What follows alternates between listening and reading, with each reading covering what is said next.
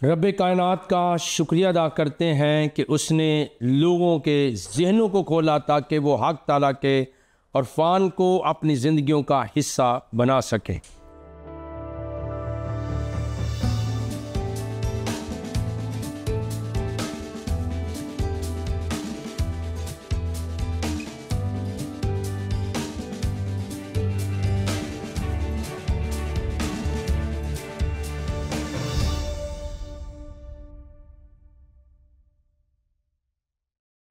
नाज़रीन, मैं हूं आपका मेज़बान पास्टर सदीक पॉल और प्रोग्राम दोस्ती का हाथ भाई सदीक के साथ आपकी खिदमत में हाज़िर हूं। आप सबों की खिदमत में अस्सलाम वालेकुम, सलाम और शालोम। अपने प्रोग्राम का आगाज़ हस्ब साबिक इस दुआए खैर के साथ करते हैं कि आप जहां कहीं पर भी हों सलामती के साथ हों। नाज़रीन, आपको जैसे मालूम है कि हम पिछले कई हफ़्तों से एक बहुत ही हसास मौजू के ऊपर गुफ्तगू कर रहे हैं और हमारे मौजू का नाम है शैतान और इस्लाम। और हम अपनी तरफ से ये नाम नहीं दे रहे, बल्कि इस मौजू की बुनियाद ये किताब है जिसका नाम है ताज़ियाना शैतान। पिछले हफ्ते हम एक शख्स का किस्सा बयान कर रहे थे, बलम बिन बाऊर का इस्लामी किस्सा बयान कर रहे थे, और फिर हमने उसके मुकाबले में खुदा ताला के ज़िंदा कलाम में से, गिनती की किताब में से असल जो खुदा का कलाम है कि वो शख्स कौन था, क्या हुआ, उसके मुतल्लिक आपको गिनती की किताब के बाब नंबर 22, 23 और 24 में से पढ़कर सुनाया था। बल्कि ये किताब बताती है कि सारे अंबिया इकराम जो हैं वो इबलीस का शिकार हुए, इबलीस ने उनको मात दी। फिर पेज नंबर अगर 61 को देखेंगे तो मूसा के ज़माने में गाय का किस्सा बयान कर दिया, और यूं वो करते जा रहे हैं। फिर करून का बयान आ जाता है और ये काफ़ी लंबा चलता है। और हत्ता के जो हज़रत सुलेमान है बाइबल मुक़द्दस में, उनके मुतल्लिक भी कुछ असल लिखा हुआ है जो कि अहले इस्लाम को बिल्कुल नहीं पता है कि उनके मुतल्लिक क्या लिखा है। और आप देखते हैं कि शैतान का मकर हज़रत सुलेमान के घर में, और फिर कहते हैं शैतान का जादू की लत यहूदियों में डालना। तो ये सब कुछ बयान करते जा रहे हैं, यानी कोई बंदा जो है वो उसके मकर और फरेब से जो है मुबर्रा नहीं है, पाक और साफ नहीं है। और इसका पेज नंबर 72 है जी, ये खुला हुआ पेज है इस किताब का। और इस पेज में लिखा क्या है? पैगंबरों के साथ शैतान के मकरो फरेब, पैगंबरों के साथ शैतान के मकरो फरेब। और मौलाना साहब लिखते ये हैं कि शैतान दुश्मन ईमानो इंसान है, यानी ईमान का भी दुश्मन है और इंसान का भी दुश्मन है। वो इंसान को बरगलाने से कभी बाज नहीं आता और किसी हस्ती को नहीं छोड़ता, हत्ता के पैगंबरों जैसी पाक हस्तियों पर भी उसने मकरो फरेब के जाल डालने की कोशिश की। यह अंदाज़ा के लिए मैं नहीं कह रहा हूँ, बल्कि शैतान और इस्लाम हमारा मौजू है। और ये किताब है ताज़ियाना शैतान, और इसका पेज नंबर है जी 72, जिसके ऊपर कहते हैं हत्ता के पैगंबरों जैसी पाक हस्तियों पर भी उसने मकरो फरेब के जाल डालने की कोशिश की। और फिर कहते हैं फुज़ैल बिन अयास अपने बाज़ मशाइख से नकल करते हैं कि इबलीस हज़रत मूसा अलैहिस्सलाम के पास गया। उस वक्त हज़रत मूसा से बातें करते थे, यानी अल्लाह ताला से जो शख्स बातें करता है उसके पास शैतान गया। शैतान से फरिश्ते ने कहा, वाह तुझ पर अफसोस है इस हालत में कि हज़रत मूसा अपने परवरदिगार से बातें कर रहे हैं, तू उनसे क्या ख्वाहिश रखता है? जवाब दिया, मैं उनसे वही ख्वाहिश रखता हूँ जो उनके बाप आदम से बहिश्त में चाहा था। अब अंदाज़ा कीजिए इससे बड़ा सबूत क्या हो सकता है। और आप ज़बान दराजी करते हैं, आप जनाबन तोहमत लगाते हैं, आप गुनाह करते हैं बाइबल मुक़द्दस के ख़िलाफ़, खुदा और खुदा के कलाम के ख़िलाफ़। लेकिन ये क्या लिखा है जी? और पेज नंबर 72 के ऊपर हूँ, वो कहता है जी मैं वैसे ही इरादा करता हूँ जो इसके साथ हूँ। ठीक है जी। ज़ैल में हम शैतान के मकर अंबिया अलैहिस्सलाम की बाबत बयान करते हैं। कहते हैं जी अब हम क्या करेंगे कि उसकी शैतानियाँ, उसकी चलाकियाँ अंबिया अलैहिस्सलाम के साथ जो है बयान करेंगे। हज़रत आदम के साथ शैतान के करतूतों का अहवाल हम पहले तफसील से बयान कर चुके, जो कि हमने अपने पिछले प्रोग्राम्स के अंदर आपके साथ भी शेयर किया था कि आदम अलैहिस्सलाम की इज़्ज़त अफजाई पर शैतान का हसद, यानी उसको भी शैतान ने, हज़रत हवा की पैदाइश पर भी कहते हैं कि उसने ऐसा किया, शैतान का आदम को नाफरमानी पर आमादा करना, और आदम व शैतान की दुनिया में आमद, एक दूसरे की दुश्मनी। ठीक है जी, किस्सा हबील व कबील और मकर शैतान, यानी आदम के एक बेटे ने दूसरे को कत्ल कर दिया। फिर कहते हैं, ये पेज नंबर 76 है जी, 76, कश्ती नूह में शैतान का मकर, इस्माइल ज़बीउल्लाह का जिक्र और शैतान का मकर। ठीक है जी, तो ये सारा कुछ जो है वो बयान करते जा रहे हैं। ये मैं अपनी तरफ से कुछ भी नहीं कह रहा, आप इसको बिल्कुल पढ़ सकते हैं।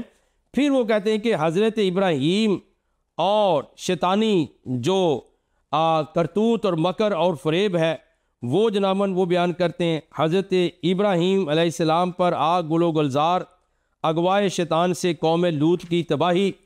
ठीक है जी, हज़रत लूत वगैरह की बात करते हैं। हज़रत अयूब अलैहिस्सलाम और शैतान का हसद, ये सब कुछ वो बयान कर रहे हैं। हज़रत मूसा से शैतान की मुलाकात, हज़रत ज़िक्रिया के साथ शैतान का मकरो फरेब। ठीक है जी, ये सब कुछ वो बयान करते हैं। और फिर हज़रत याहिया अलैहिस्सलाम और वो करतूत शैतानी बयान करते हैं जी। ठीक है जी, फिर हज़रत ईसा के साथ मकर शैतानी जो है, ये थोड़ा सा मैं हाल पढ़ के सुनाना चाहता हूँ कि, और आपको फिर बताऊँगा इसने क्या कुछ छुपाया है। कहते हैं कि तलबीस से इबलीस में लिखा है, कोई किताब है, हज़रत ईसा अलैहिस्सलाम एक पहाड़ की चोटी पर नमाज अदा कर रहे थे कि उनके पास शैतान और कहने लगा, तुम्हारा यही अकीदा है ना कि हर शय कज़ा कदर से होती, यानी अल्लाह के यहाँ तकदीर लिखी हुई है।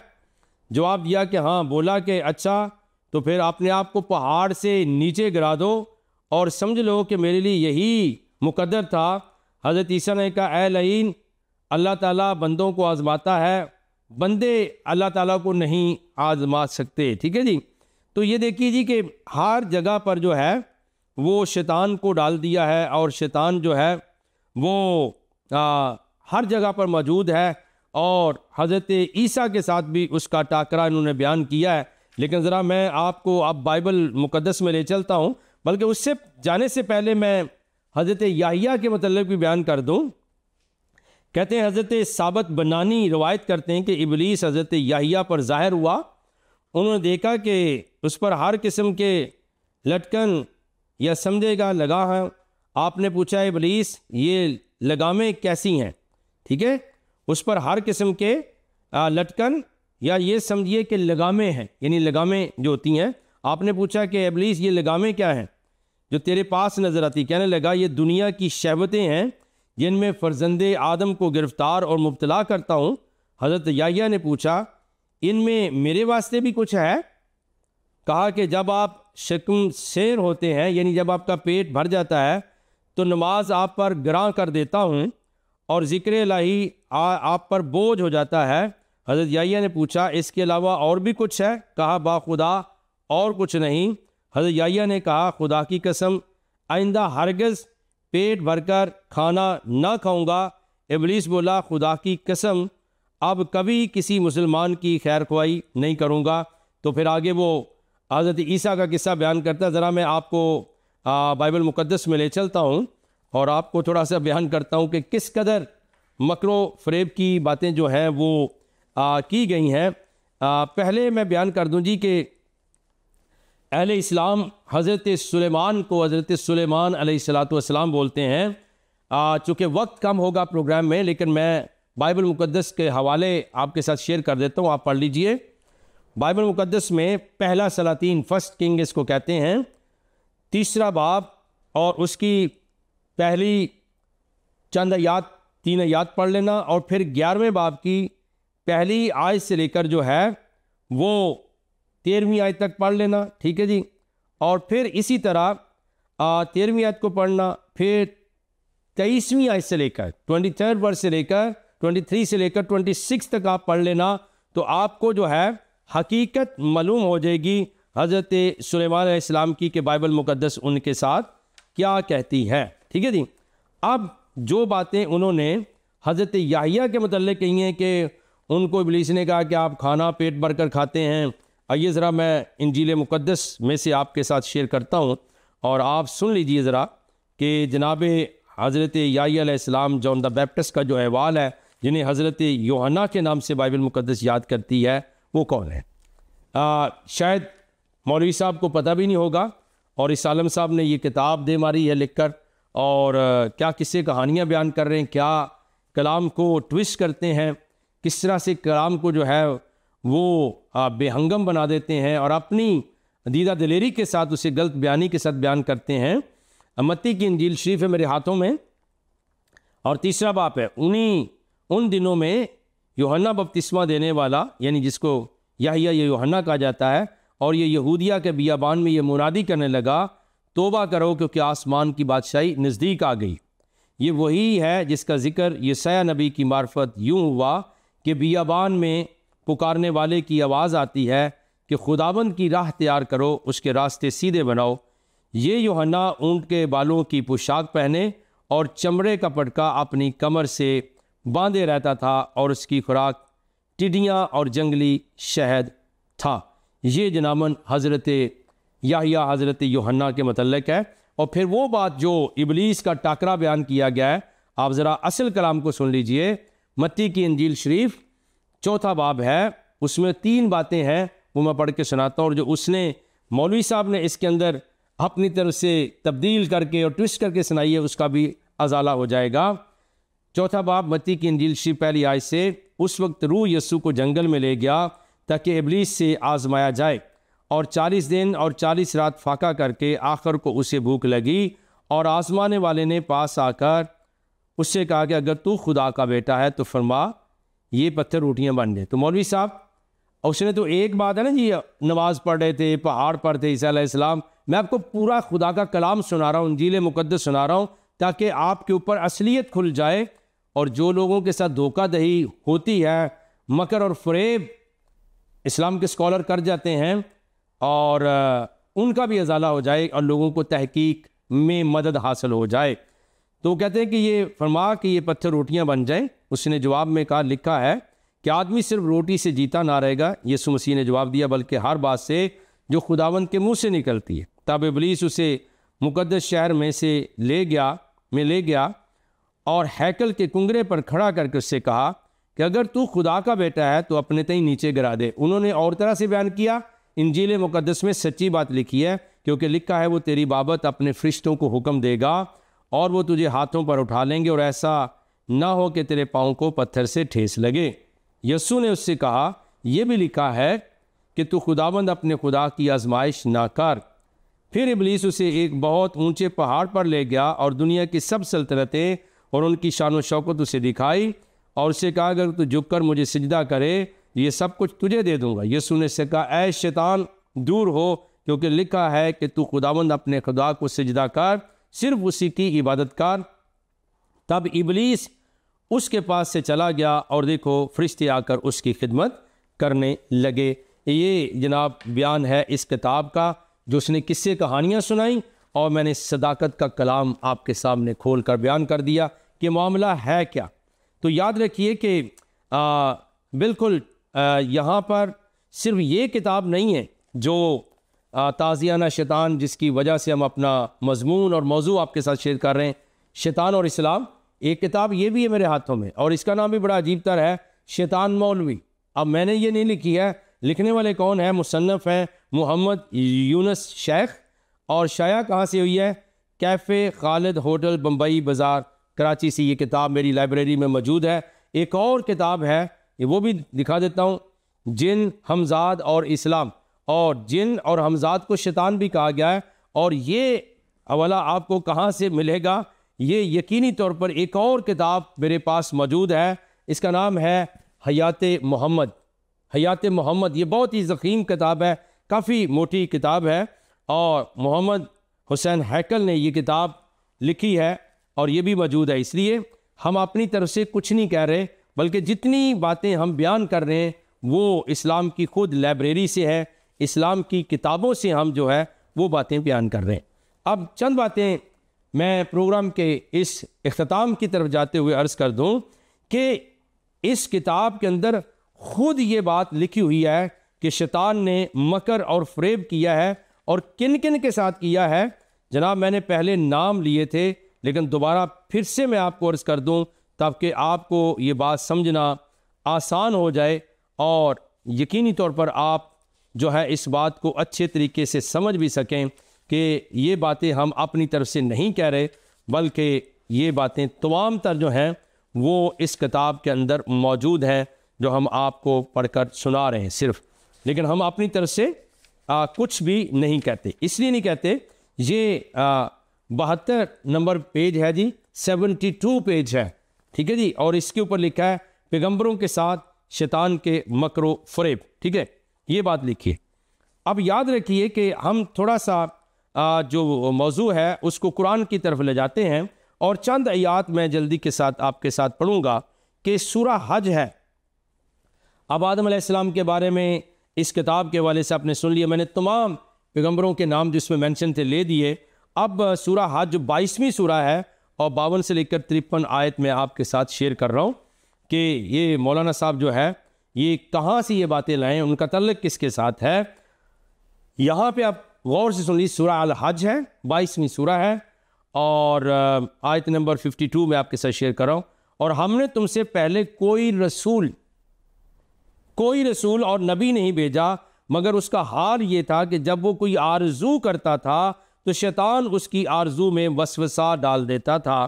तो जो वसवसा शैतान डालता है खुदा उसको दूर कर देता है और फिर खुदा अपनी आयतों को मजबूत कर देता है। खुदा इल्म वाला और हिकमत वाला है। ये जी कुरान के अंदर बयान मौजूद है, वमा अरसलना मिन कब्ल का मिन रसूलिन वला नबीन।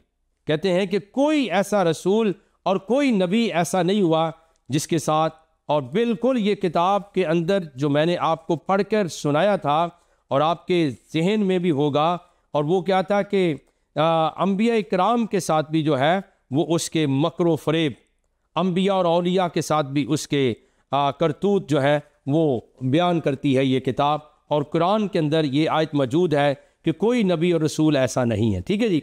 फिर शैतान अपने रफ़ीकों के दिलों में बात डालते हैं। ये सूरह इनाम 6ठी सूरह है और उसकी 122वीं आयत में लिखा है, ठीक है जी। फिर कुरान मासियत के बारे में भी 47वीं सूरह के अंदर जो कुछ बयान करता है वो मैं आपके साथ शेयर कर देता हूँ। और अगर हम सूरह इनाम को देखते हैं कि शैतान अपने रफ़ीकों के दिलों में बात डालता है, तो फिर हमने सूरह हज का जो हवाला दिया है उसको आप ज़रा कंट्रास्ट करें तो आपको पता चलेगा कि बात कहाँ तक पहुँचेगी। तो सूरह नंबर जो है वो 47 मैं आपके साथ शेयर करने लगा हूँ और आप उसको देखिए कि गुनाह के बारे में जो है वो क्या बयान मौजूद है। यहाँ इसकी 19वीं आयत है, 47वीं सूरह की 19वीं आयत। यहाँ लिखा है, बस जान रखो कि खुदा के सिवा कोई माबूद नहीं। और इसमें लिखा है, सो नो ओ Mohammad that there is no god. और उर्दू में क्या लिखा है, बस जान रखो कि खुदा के सिवा कोई माबूद नहीं और अपने गुनाहों की माफ़ी मांगो और मोमन मर्दों और मोमन औरतों के लिए भी, और खुदा तुम लोगों के चलने फिरने और ठहरने से वाकिफ़ है। ये कुरान का बयान है। और कुरान कहता है मासियत के बारे में कि O Muhammad there is no god. और फिर लिखा है कि अपने और गुनाहों की माफ़ी मांगो और फिर अपने मोमन मर्दों और औरतों की। और फिर 40वीं सूरह की 55 आयत भी मैं आपकी नज़र करता हूँ। 40वीं सूरह है और 55 आयत। और नाज़रीन हमारा मौजू है शैतान और इस्लाम। 40वीं सूरह और उसकी आयत नंबर 55 मैं आपके साथ अभी पढ़ रहा हूँ, आप इसको गौर के साथ सुनिए। और इसमें जो बात लिखी है वो आपको और भी मफ़हूम के करीब कर देगी। लिखा है, तो सब्र करो, बेशक खुदा का वादा सच्चा, और अपने गुनाहों की माफ़ी मांगो, सुबह शाम अपने परवरदिगार की तस्बीह करते रहो। Then have patience O Muhammad, lo the promise of Allah is there and ask forgiveness of thy sin, कि आप अपने गुनाहों की माफ़ी मांगो और सुबह शाम जो है वो अपने परवरदिगार की जो है वो तारीफ़ करते रहो। फिर एक और आयत है, काफ़ी मशहूर आयत है, सूरह 48 सूरह अल-फतह की आयत मैं पढ़ के आपको सुनाना चाहता हूँ और फिर हम मज़मून की तरफ आगे बढ़ेंगे। उसकी आयत नंबर ज़रा आप देखिए पहली ऐसे पढ़ देता हूँ। ऐ मोहम्मद हमने तुमको फ़तह दी, फ़तह भी सरी व साफ़, ताकि खुदा तुम्हारे अगले और पिछले गुनाह बख्श दे और तुम पर अपनी नेमत पूरी कर दे और तुमको सीधे रास्ते पर चलाए और खुदा तुम्हारी ज़बरदस्त मदद करे। ये कुरान शरीफ में लिखा है कि ऐ मोहम्मद खुदा तुम्हारे अगले और पिछले गुनाहों को मुआफ़ कर दे। अब हम एक किताब है मेरी, ये ख़ुद से किताबचा लिखा है, बहुत ही मददगार है, आप इसको लेकर पढ़ सकते। इसका नाम है शान मसीह ज़हूर कामिल। इसके अंदर जो है वो थोड़ी बात मैं आपको सुनाना चाहता हूँ और आप देख लें कि वाक़तन जो मौलाना साहब ने कहा है कि पैगम्बरों के साथ, अंबिया के साथ, औलिया के साथ शैतान के मकरो फ़रेब, तो उसका ताल्लुक़ इस किताब से भी है और कुरान से भी है और फिर अहादीस के साथ भी है। आइए ज़रा मैं आपको थोड़ा सा हाल बयान करता हूँ और वो हाल अजीब तर होगा कि जनाब सही बुखारी के अंदर जो है हज़रत इब्राहीम के बारे में क्या लिखा हुआ है वो ज़रा मैं आपको पढ़ के सुनाना चाहता हूँ कि हज़रत इब्राहीम अलैहिस्सलाम के बारे में सही बुखारी के अंदर कौन सा हवाला मौजूद है और किस तरह से ये बात बयान हुई है, आप खुद से हैरान हो जाएंगे। लो जी सुन लें हदीस। बुखारी शरीफ, सही बुखारी शरीफ जिल्द 2 में, और जब मैंने ये किताब लिखी थी उस वक्त जो किताब बुखारी की मेरे हाथ में थी उसके मुताबिक हदीस नंबर 581 और जिल्द 2 में है। वहाँ लिखा है कि हमसे सईद बिन तुलैदर ईसा ने बयान किया कि हमको अब्दुल्ला बिन वहाब ने ख़बर दी कि मुझको जरीर बिन हाज़म ने, उन्होंने अयूब सख्तियानी से, उन्होंने मोहम्मद बिन सरीन से, उन्होंने हज़रत अबू हुरैरा से, उन्होंने कहा कि हज़रत ने फरमाया इब्राहीम ने झूठ नहीं बोला मगर 3 बार। तो बुखारी शरीफ में लिखा है कि हज़रत इब्राहीम को भी झूठ बोलना पड़ा 3 बार। ठीक है जी। फिर हज़रत दाऊद अलैहिस्सलाम का तफसीली वाक़या मौजूद है और कुरान में सिर्फ उनका तज़किरा इतना ही किया गया है कि हज़रत दाऊद और उनकी 99 दुम्बियाँ, 99 दुम्बियों की बात, लेकिन खोल के बात कुरान ने नहीं बयान की है, लेकिन हमने अपनी इस किताब में जो है वो बात बयान कर दी है। आप सुन लीजिए और इसका जो हवाला है वो भी आपको मैं देना चाहता हूँ और ये हवाला है तारीख़ुल उमम वल मलूक, तारीख़ुल उमम वल मलूक, तारीख़ तबरी जिल्द अव्वल सफ़ा 374 से लेकर 376 तक। ठीक है जी। यहाँ पर हज़रत दाऊद अलैहिस्सलाम के बारे में वाक़या लिखा है। कुछ अर्सा गुजरा कि हज़रत दाऊद के पास शैतान सोने की चिड़िया की शक्ल में आया। आप नमाज़ पढ़ रहे थे और वो आपके सामने आ गिरा, आपने उसे उठाने के लिए हाथ बढ़ाया तो वो चिड़िया वहाँ से हट गई, आप उसके पीछे हो लिए, वो दूर होती गई यहाँ तक कि वो रोशनदान में जाकर बैठ गई। आप उसे पकड़ने के लिए रोशनदान तक गए, वहाँ से भी उड़ गई। आप उसे देखने लगे कि ये कहाँ जाकर बैठी है ताकि उसके पीछे जाकर उसे पकड़ें। बस आपकी निगाह एक ऐसी औरत पर जा पड़ी जो अपने घर की छत पर नहा रही थी। अब सुन लीजिए, दाऊद बादशाह हैं और ये चिड़िया उनको जो है भगा रही है और वो अकेले जनाब उसके पीछे पड़ गए हैं और उनके पास कोई और चीज़ ही नहीं कि चिड़िया को पकड़ें वो। ठीक है। और सोने चांदी के उनके बर्तन थे, जनाब सुलेमान की बादशाही और आपके घर की इमारत इस कदर थी और तख्ते दाऊद, लेकिन इसके बावजूद एक चिड़िया को पकड़ने के लिए तो वो जनाब औरत छत पे नहा रही थी। आपने देखा ये औरत बहुत खूबसूरत है। जब उस औरत ने आपकी तरफ देखा तो अपने बाल नीचे कर लिए ताकि अपने चेहरे को आपसे छुपाए। उससे आपके दिल में मोहब्बत और बढ़ गई। ये निकाब जब ओढ़ा ना, हजाब, नंजा स्टाइल जो हजाब होता है, निकाब होता है, बुरका, तो उससे और जनाब बालों की वजह से मोहब्बत बढ़ गई। ये मैं नहीं कह रहा बल्कि ये तारीख़ तबरी का वाक़या है। आपने उसके बारे में मालूम करवाया कि ये कौन औरत है। बताया गया कि इसका शौहर फ़लाँ जंग में गया है। आपने उस जंग के अमीर लश्कर की तरफ पैगाम भेजा कि उस शख्स को दुश्मन के मुकाबले में आगे आगे रखो ताकि जल्दी मरवा दो। जब उस जंग में फ़तह हो गई तो आपने पैगाम भेजा कि उस फ़लाँ जंग में भेजो, ये दुश्मन पहले से भी ज़्यादा सख्त थे। लेकिन जब उस जंग में फ़तह होगी, जब आपको इतला मिली तो आपने फरमाया कि आप इसे फ़लाँ दुश्मन के मुकाबले में भेजो। तीसरी जंग में वो शख्स कत्ल हो गया और आपने उससे औरत से शादी कर ली। अब अरादा कत्ल यानी जो प्लान है, कसद है, मंसूबा है, वो किसका था आप सुन ले। अभी आप उसके पास थोड़ी ही देर ठहरे थे कि अल्लाह ताला ने 2 फरिश्ते इंसानों की शक्ल में भेजे। उन्होंने अंदर जाने की इजाज़त मांगी, लेकिन आपकी इबादत का दिन था इसलिए पहरेदारों ने अंदर जाने से रोक दिया। अब वहाँ चिड़िया को खुद ही पकड़े, यहाँ पहरेदार भी हैं। वो फरिश्ते दीवार फाड़ कर अंदर चले गए। आप नमाज में मसरूफ़ थे, ये दोनों आपके सामने आकर बैठ गए।